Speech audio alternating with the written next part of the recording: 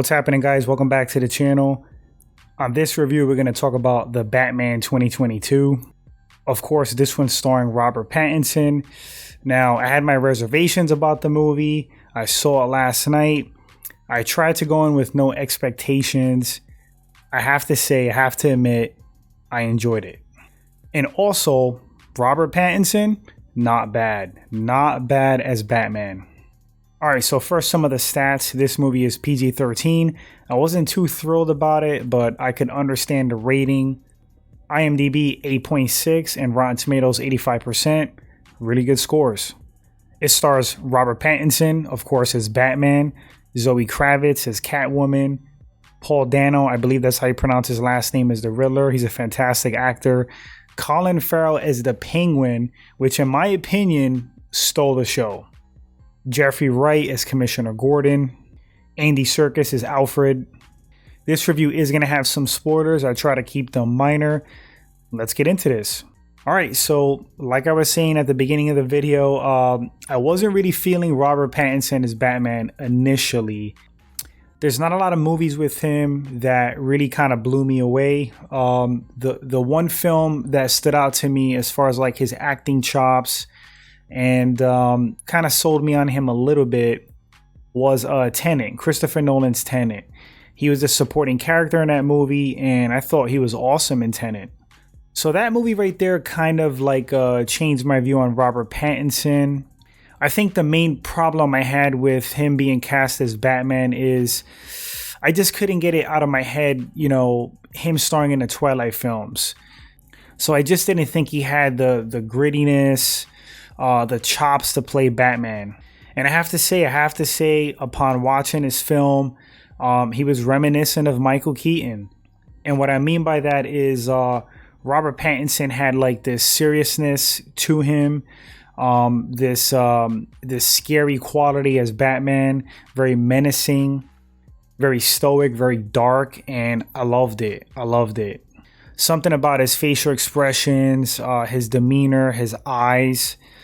Just great job capturing the intimidation factor of Batman. As Bruce Wayne, I really didn't care for him as Bruce Wayne. Like, I know like this is kind of like a Batman year one type movie, like his early stages, and the character Bruce Wayne hasn't fully matured yet, but he just looked off as Bruce Wayne. He kind of looked like just like a sloppy version of Bruce Wayne. It's hard to explain, but when I think of Bruce Wayne, I think of someone that's like sophisticated, somebody smooth. Michael Keaton pretty much nailed it. I feel like Christian Bale was pretty good as Bruce Wayne. Ben Affleck nailed it. Robert Pattinson as Bruce Wayne, wasn't really feeling it. But his Batman was really good. The movie itself, it was very long. The movie is about 3 hours, give or take. I feel like the movie could have wrapped up within 2. I think the length actually hurt the movie. I was sitting there, and at some points, bored is a strong word, but it was close. It was getting there for certain scenes. I felt like things were kind of dragged out at times, but let me tell you, there are some cinematic scenes in that movie. Definitely really cool visuals. And now we're going to kind of get into like a little bit of spoiler territory. Colin Farrell killed it as Penguin. I absolutely loved him as Penguin. To my understanding, they're going to do a spin-off now with Colin Farrell's Penguin. I think it's probably going to be like a mafia type vibe, which is pretty cool. He was a standout in the movie to me, definitely. Besides Robert Pattinson as Batman, the Riddler, awesome as well. Pretty good. Catwoman, I enjoyed. Zoe Kravitz, I think she did a good job. Yeah, Zoe Kravitz, you know, she captured like those feline traits. Just like her look, reminded me of like Eartha Kitt. Really cool. The Batmobile badass. Now, for the record, I still find Michael Keaton as the greatest Batman ever. I don't even think it's close, to be honest with you. Same thing with the 89 Batmobile. It's just perfection. The lines on it, the design, it just screams Batman. But I have to say, this Batmobile was badass. It was badass. It was like I was saying, a muscle car, just mean, looked cool. Even though you didn't get a good look at it because the scenes that it was in, it was dark, it was nighttime. But super cool Batmobile. That whole sequence with the penguin, that whole chase, that was a great piece of cinema. You know, when the reveal of the Batmobile, it sounded like the engine was growling. It almost seemed like a character itself. And Colin Farrell's facial expressions, that was an awesome scene. It might be the best scene of the movie. That whole, reveal of the Batmobile and the chase. Andy Serkis, I liked him as Alfred. I didn't love him, but I liked him as Alfred. The fight scenes were okay. They were kind of simplistic. I expected a little bit more out of the fight scenes. They looked a little goofy at times. I really didn't like how Robert Pattinson's helmet or mask fit him. It looked kind of rubbery. So in some of those fight scenes, it was like wiggling and bobbling around. It looked kind of weird. I wish it was a rated R Batman film. I think it would have been better. I've never been a fan of PG-13. PG-13 films, to me, are always kind of like watered down. And I know why they do it. I know why they rate these movies PG-13 and make them that way, to bring in more ticket sales, to bring in the youngins, the kids, you know? I'm trying to think what else of the movie I could talk about. I did like how they brought Batman back to like his detective roots. He's supposed to be like the greatest detective in the world. And that was on display in this movie. Robert Pattinson's Batman was very clever. He was solving puzzles and riddles. That was pretty cool to see. I like that touch. It was movie was very gritty, very dark. It wasn't poppy like the Justice League films. So if you go into this movie expecting like a superhero film, very colorful with a lot of action, you're gonna be disappointed.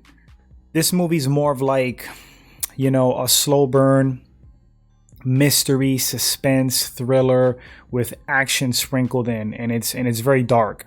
What else was like cinematic magic to the film to me? Well, kind of like the end sequence when Robert Pattinson was battling all the Riddler army, if that's what you want to call them, the copycats. That was pretty cool in the scaffolding. I thought the scene where Batman was carrying the girl to the, I think it's a gurney, is that what you call it? The helicopter that was taking people away for medical attention. That was a really cool scene when she was holding on to his shoulder. It really showed like how much of a hero Batman is. Because like as much of a menace he is and intimidating to the criminal element, he's a hero. And that whole sequence really captured it, how Batman is for the people of Gotham. I enjoyed it. I mean, where would I rank Robert Pattinson as far as like the Batman pantheon and hierarchy? For me, Keaton's number one. Pattinson, I probably have him tied with Ben Affleck. Affleck was pretty good Batman for different reasons. Affleck was more comical. Robert Pattinson was definitely more stoic and a serious Batman. I want to touch on his costume. Loved it. It reminded me of like the video game costumes. I think the Arkham series, that's what they're called. I never really played them, but I know what they look like, and it was reminiscent of that, to me anyway. I liked his costume in this new movie better than the Christian Bale costume, by far, for sure. The Ben Affleck costume was like kind of like a throwback. I did like that one as well. I'm trying to think what else I could say about the film. If I could give it a letter grade for what it is, it's a solid B. I see people out there calling it a cinematic masterpiece. I think that's kind of like a stretch. I wouldn't say that. But it was a solid Batman film, and it was a cool, different take. Would I own it? Yes, I would. Would I recommend somebody seeing it? Yes, I would, for the experience. Just be prepared, like I said, for a long movie. And it's not filled with a lot of action, but there are cool action sequences.